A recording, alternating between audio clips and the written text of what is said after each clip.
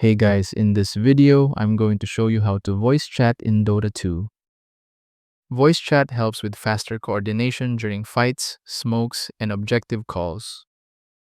First, open Dota 2. Click the gear icon on the top left, then look for the audio tab. Scroll down to voice settings. Make sure voice chat is enabled and your microphone is selected correctly.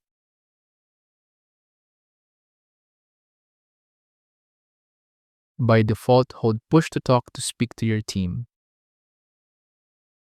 You can change the key by clicking the gray area if needed. You can also set the voice chat to open mic. Keep in mind that voice chat only works with your team, not the enemy. If you don't have a noise-canceling mic, it's best if you use push-to-talk to avoid distracting teammates during fights. And that's how to voice chat in Dota 2. Thank you so much for watching.